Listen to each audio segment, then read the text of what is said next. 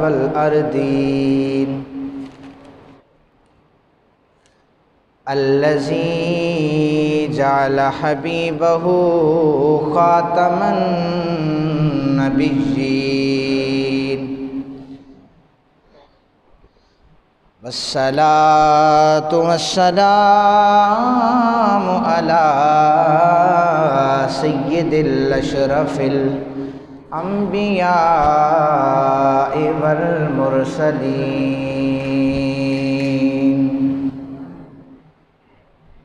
وعلى آله وأصحابه أجمعين. أما بعد فأعوذ بالله السميع العليم من الشيطان الرجيم.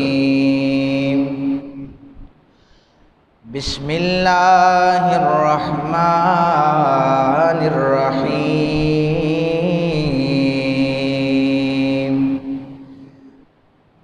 ما يفعل الله بعذابكم إن شكرتم وآمنتم وكان الله شاكرا عليما.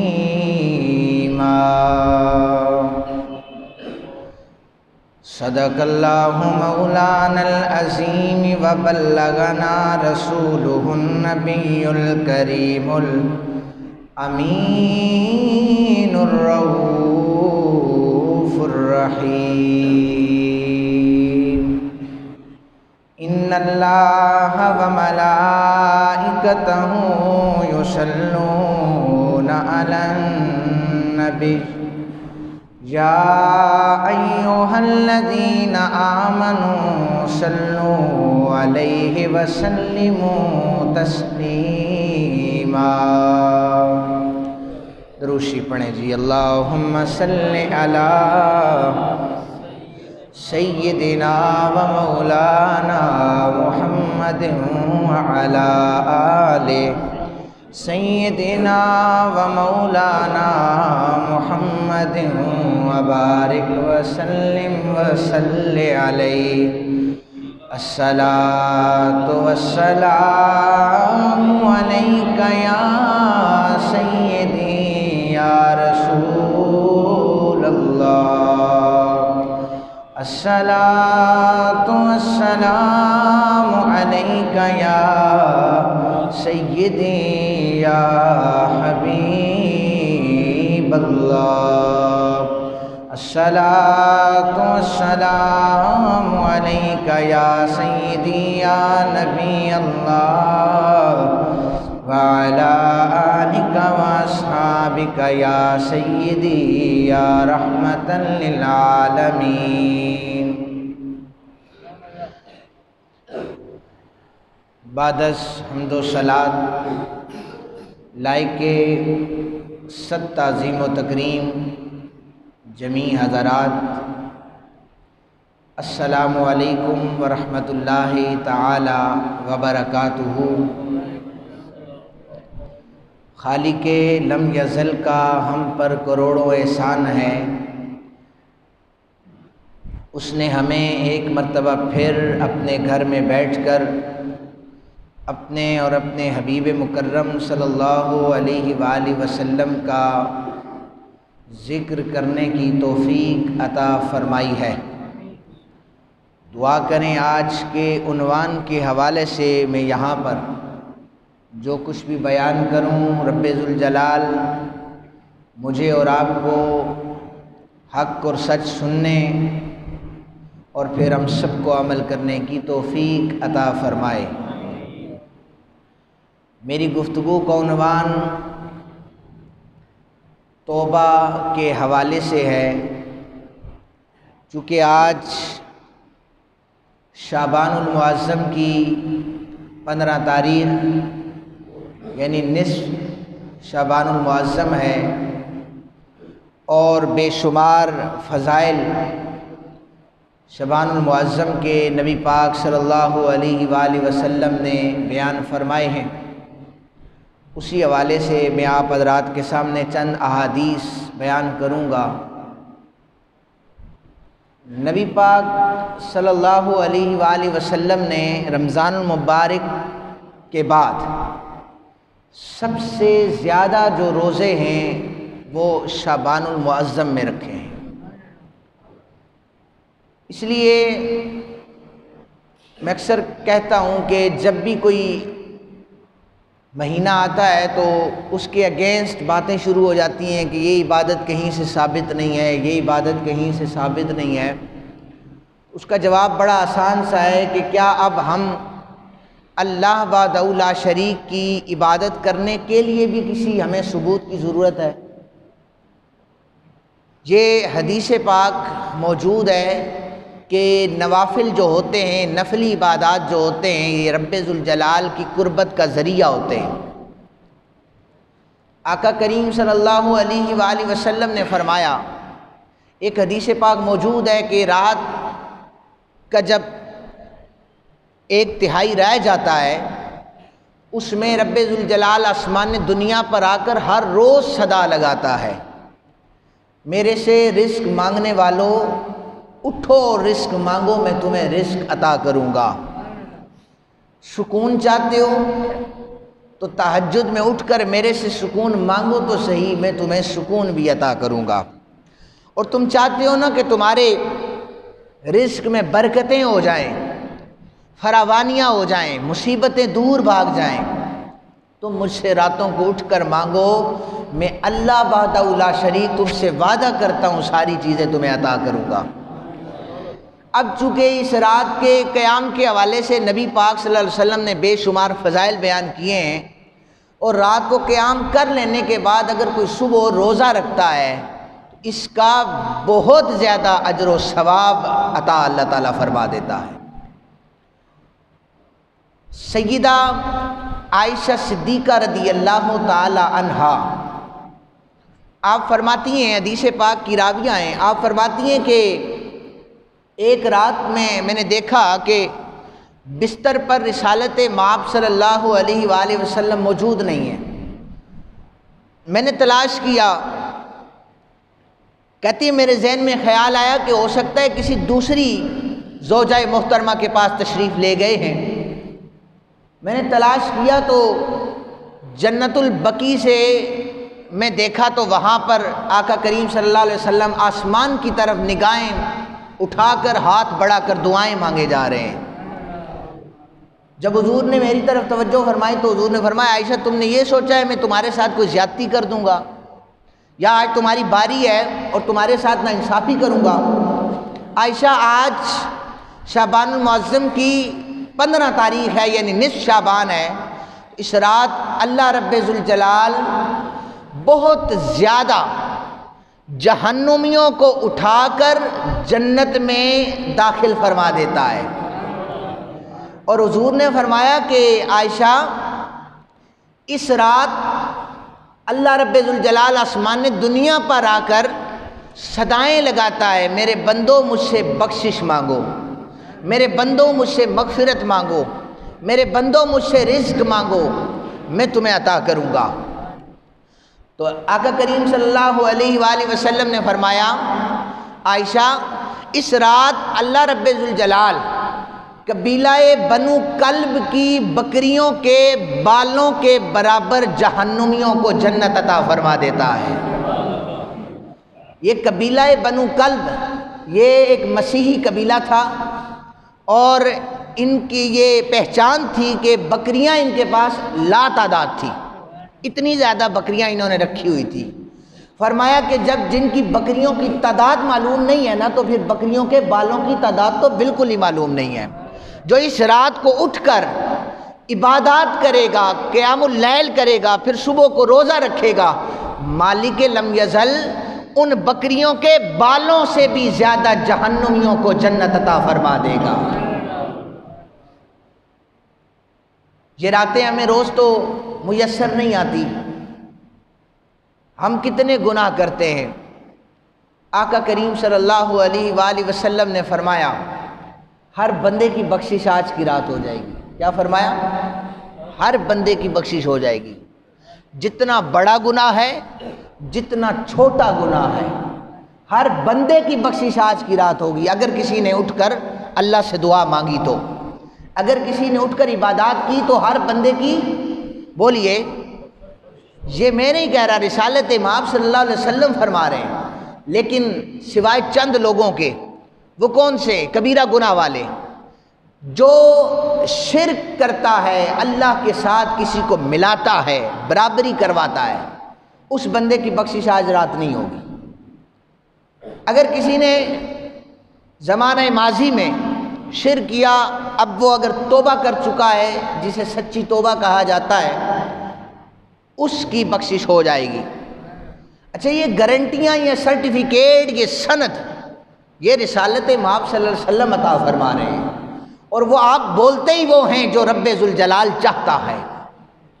فرمایا جو عادی شرابی ہے، یعنی ہمیشہ شراب پینے والا ہے، اس بندے کی بھی بخشش آج کی رات نہیں ہو سکتی۔ جو اپنے رشتہ داروں سے قطع تعلق کرنے والا ہے، وہ اپنے رشتہ داروں سے ناراضگیاں رکھنے والا ہے، اس بندے کی بخشش بھی آج کی رات نہیں ہوگی۔ جو والدین کا نافرمان ہے، جو والدین کے بڑھاپے کو پائے اور ان کی بے ادبی اور گستاخیاں کرتا رہے، فرمایا ایسے شخص کی بھی بخشش آج کی رات نہیں ہو سکے گی۔ اگر یہ ساری چیزیں اس بندے کے اندر نہیں ہیں تو وہ صغیرہ گناہ کرتا ہے، اور انسان کی فطرت ہے وہ گناہ کرتا ہے۔ یہ مت کوئی سمجھے کہ میں گناہوں سے پاک پیدا ہوا ہوں یا میں گناہ نہیں کرتا۔ انسان گناہ کرتا ہے، اس کا مطلب ہی بھولنے والا ہے۔ یہ بار بار توبہ بھی کرتا ہے، یہ بار بار گناہ بھی کرتا ہے، اور رب ذوالجلال کو وہی انسان پسند ہے جو گناہ کرنے کے بعد اس کی بارگاہ میں جھک جاتا ہے۔ مالک گناہ ہو گیا ہے مجھ سے، تیری بارگاہ میں آیا ہوں، ہمیں پتہ ہے تو ہمارا رب ہے، تو ہی معاف کرنے والا ہے، تیرے سوا کوئی اور در بھی نہیں ہے، تو وہ مالک مسکراتا ہے کہ میرا بندہ مجھے پہچان کر میرے پاس آیا ہے، لہٰذا میں اس کی بخشش کر دوں گا۔ لیکن شرط کیا ہے کہ یہ بڑے گناہ، جو کبیرہ گناہ جنہیں کہا جاتا ہے، یہ اس بندے کے اندر موجود نہ ہو۔ اور الحمدللہ یہاں پر کوئی بھی شرک کرنے والا نہیں ہے، یہاں پر کوئی بھی عادی شرابی نہیں ہے۔ اگر کسی سے کوئی گناہ سرزد ہوتا ہے وہ اس کی سچی توبہ کرے، اگر کوئی گناہ کر بیٹھا ہے ماضی میں تو وہ سچی توبہ کرے، اللہ تعالیٰ ان سارے گناہوں کو معاف فرما دے گا۔ آقا کریم صلی اللہ علیہ وآلہ وسلم نے فرمایا، دیکھیں امت محمدیہ کو بے شمار یہ فوائد، یہ رحمتیں اللہ نے عطا فرمائی ہیں۔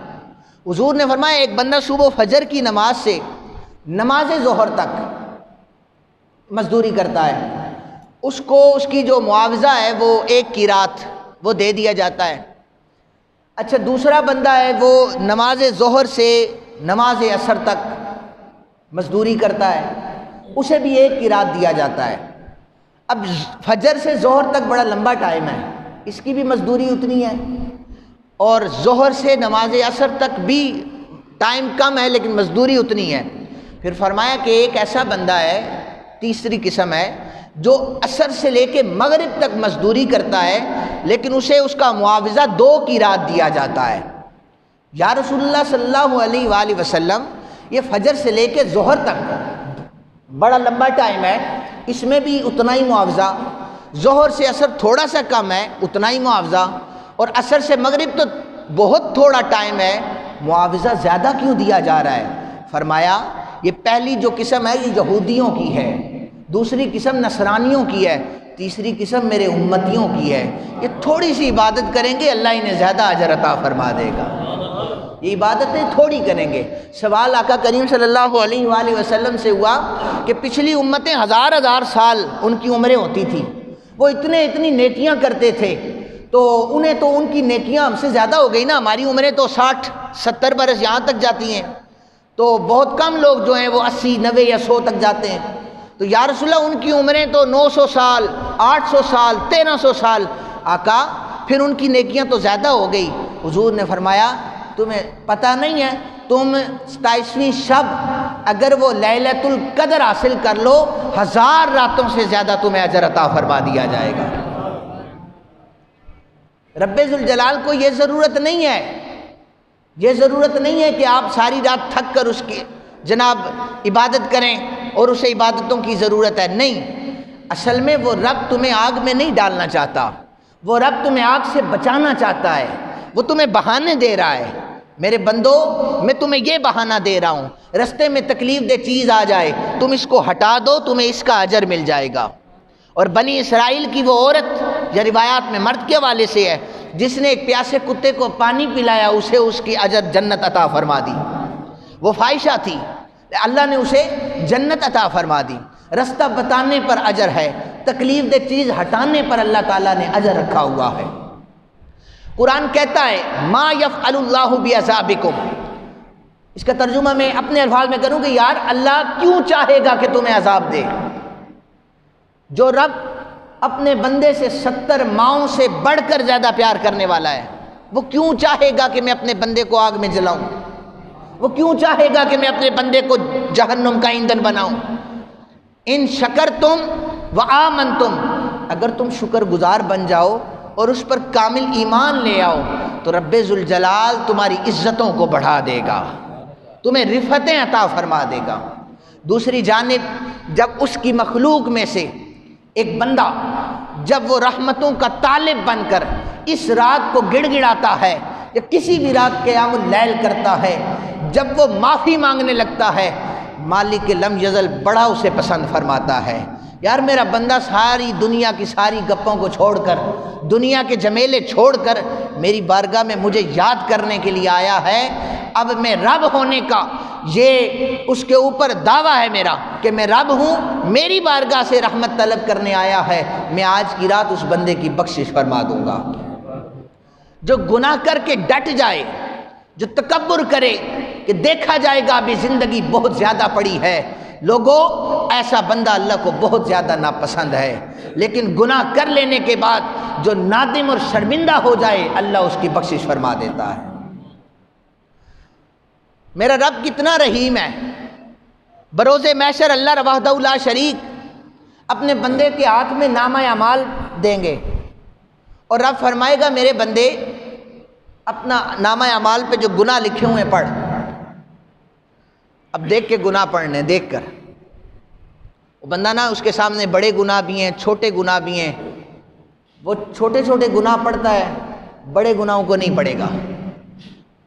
وہ اس لیے نہیں کہ وہ ڈنڈی مار رہا ہے، اللہ وحدہ لا شریک کی ذات اس کے سامنے ہے، وہ کچھ نہیں کر سکتا، لیکن وہ بڑے گناہ اس لیے نہیں بیان کر رہا کہ مجھے حیا آتی ہے، میرے گناہ اتنے زیادہ ہیں، مجھے شرم آتی ہے کہ اللہ کے سامنے اتنے بڑے بڑے گناہ میں بیان کروں۔ اب وہ اللہ وحدہ لا شریک سے رحمت کا طالب دنیا میں بھی تھا کہ وہ بخشے گا۔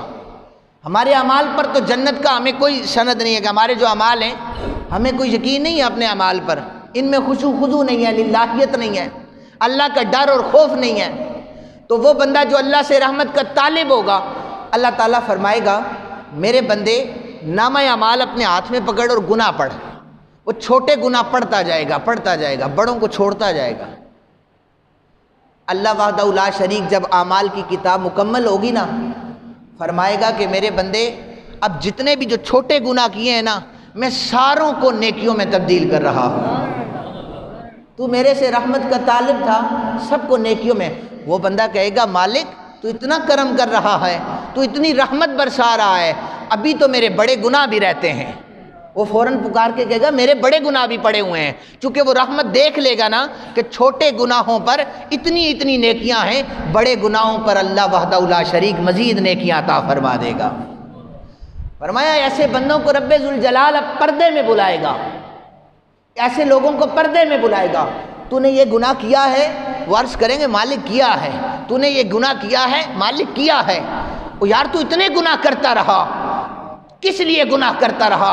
مالک تیری رحمت کا طلبگار تھا کہ تیری رحمت کے ذریعے میری بخشش ہو جائے گی۔ رب فرمائے گا تیرا اتنا یقین ہے، جا میں نے تجھے بخش دیا ہے، جا تجھے جنت عطا فرما دی ہے۔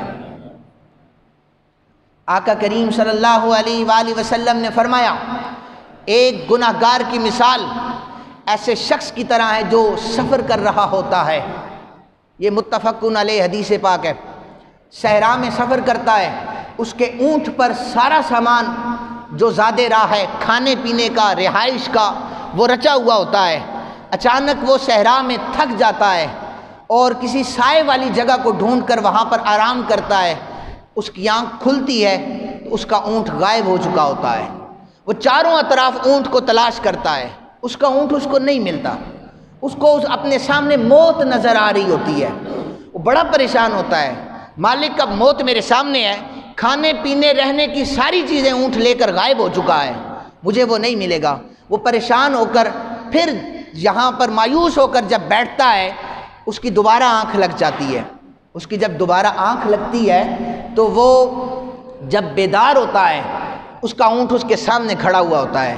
وہ اتنا خوش ہوتا ہے، اتنا خوش ہوتا ہے، اس خوشی کے عالم میں وہ فوراً کہتا ہے اللہم انت عبدی وانا ربک، اے رب تو میرا بندہ ہے اور میں تیرا رب ہوں۔ وہ خوشی کے عالم میں یہ کہتا ہے، حالانکہ جملہ تو ٹھیک نہیں ہے کہ اللہ بندہ ہے اور میں تیرا رب ہوں، وہ خوشی کے عالم میں ہوتا ہے۔ نبی پاک صلی اللہ علیہ وسلم نے فرمایا یہ کف اللسان ہے، اللہ اس خوشی کے بدلے اسے معاف بھی فرماتا ہے۔ فرمایا یہ اونٹ کی وجہ سے جتنا خوش ہو رہا تھا، جب کوئی بندہ توبہ کرتا ہے میرا رب اس سے بھی زیادہ خوشی کا اظہار فرماتا ہے، اس سے بھی زیادہ خوشی کا اظہار فرماتا ہے۔ تو انسانوں کے مزاج جو ہیں نا یہ دو قسم کے ہیں، کچھ ایسے ہیں جو پکی توبہ کر لیتے ہیں، ساری عمر وہ نیکیاں کرتے رہتے ہیں، کچھ ایسے ہیں جو گناہ کرتے ہیں پھر توبہ پھر گناہ پھر توبہ پھر گناہ۔ اچھا وہ کسی کے پاس چلے جائیں نا تو اکثر لوگ کہتے ہیں یار اتنا زیادہ تو گناہ گار ہے، تجھے اللہ نہیں بخشے گا۔ کیا کہتے ہیں اسے؟ تجھے اللہ نہیں بخش۔ اکثر لوگ کہتے ہیں نا یار اتنا بڑا گناہ گار ہے، اس کی بخشش نہیں ہونی، یہ زانی ہے، یہ شرابی ہے، یہ فلاں فلاں گناہ کر کے بیٹھا ہوا ہے، اس کی بخشش نہیں ہونی۔ اس بارے میں حدیث پاک سماعت کیجئے۔ حضرت جندب رضی اللہ تعالیٰ عنہ حدیث پاک کے راوی ہیں، نبی پاک صلی اللہ علیہ وآلہ وسلم نے فرمایا جب کوئی یہ جملہ یہ کہے کہ فلاں شخص کی بخشش نہیں ہونی، اللہ وحدہ لا شریک اس بندے کے ساری نیکیاں چھین لیتا ہے اور اسے کہتا ہے کہ میرے اوپر حکمرانی کرنا چاہتا ہے، میرا بندہ جو توبہ کرنا چاہتا تھا تو اسے کہہ رہا ہے اللہ تیری بخشش نہیں کرے گا، تو میری رحمت سے اسے مایوس کر رہا ہے، خبردار اب تو گناہ گار بن رہا ہے اور اسے میں نیکوکاروں میں شمار کر رہا ہوں، میں اس کی بخشش کر رہا ہوں۔ آقا کریم صلی اللہ علیہ وآلہ وسلم نے فرمایا، حضرت ابو ہریرہ راوی ہیں، ایک بندہ گناہ کرتا ہے پھر توبہ استغفار کرتا ہے، اسے مالک پوچھتا ہے میرے بندے گناہ کیا تھا توبہ کیوں کر رہا ہے؟ وہ عرض کرتا ہے مالک تو میرا رب ہے نا، اس لیے توبہ کر رہا ہوں، میں کسی اور دروازے پہ دستک دیتا ہی نہیں ہوں۔ رب فرمائے گا میں تجھے معاف کرتا ہوں۔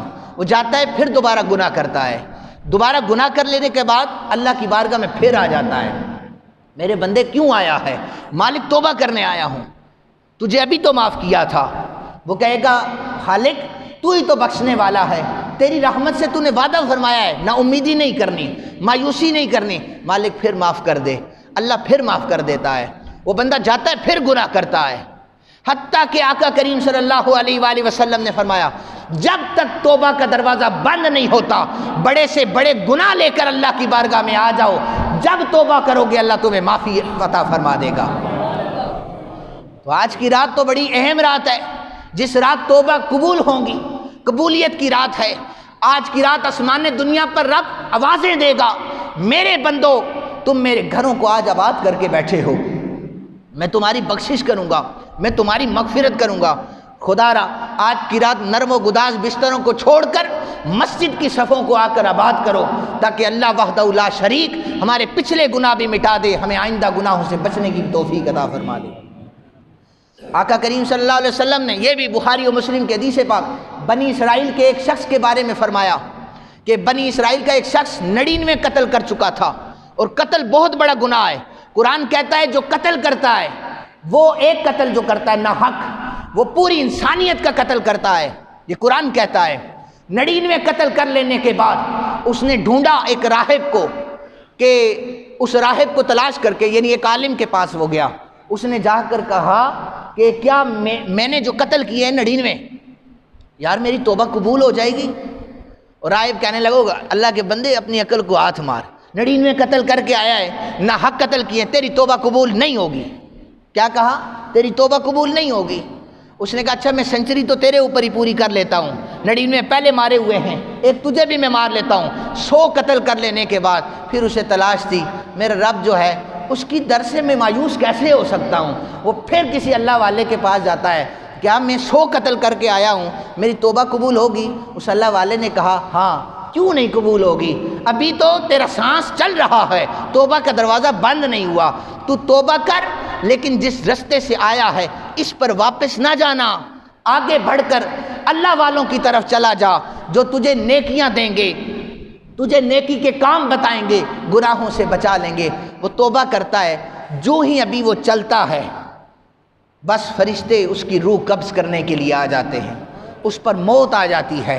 حضور نے فرمایا جب موت آتی ہے تو عذاب والے فرشتے آتے ہیں، یہ تو ساری عمر قتل کرتا رہا ہے، اسے ہمارے حوالے کرو، اب اس کا ہم حساب لیں گے، اسے عذاب دیں گے۔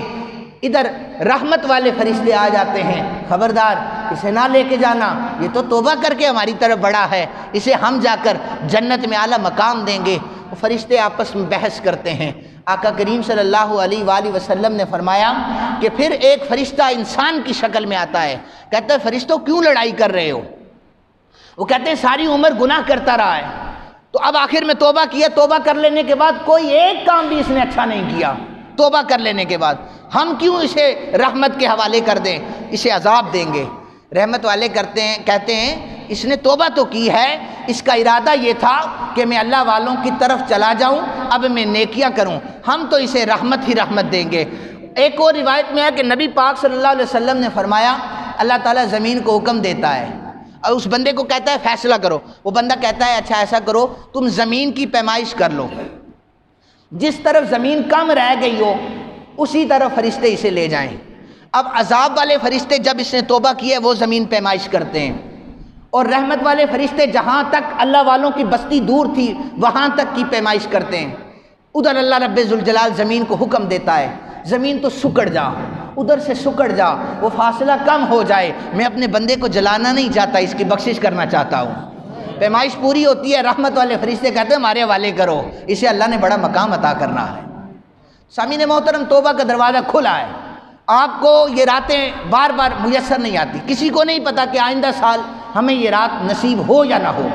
آج کی رات الحمدللہ یہاں پر بھی شب بیداری ہوگی، اور اس کا میں مزید اعلان بھی آپ سنتوں کے بعد کرتا ہوں، مزید بھی تاکہ لوگ آ جائیں، اس اعلان کو سماعت کر لیں۔ تمام حضرات اپنے گھروں میں بھی شب بیداری کریں۔ دیکھیں سنت نمازوں کے حوالے سے یہ مسئلہ ہے کہ جب آپ فرض نماز یہاں پر پڑھ لیں، سنت نمازیں گھروں میں پڑھیں، یہ کیوں ہے؟ لیکن یہ کوئی فرض نہیں ہے، لیکن یہ کیوں کہا گیا؟ اس لیے کہا گیا کہ جب آپ سنت نمازیں اپنے گھروں میں پڑھیں گے تو گھروں کو جب سجدہ گاہ بنائیں گے تو گھروں میں برکتیں آئیں گی۔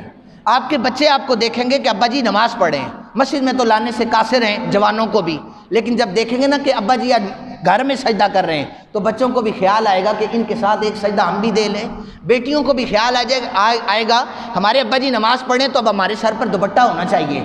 تو یہ ساری چیزیں جب گھروں میں ہوں گی تو گھر پھر امن کا گہوارہ بھی بنتا ہے، اسلام کا گہوارہ بھی بنتا ہے۔ میں دعا کرتا ہوں اللہ وحدہ لا شریک آج کی رات ہم سب کو اپنی خالص عبادات کرنے کی توفیق عطا فرمائے۔ وما علینا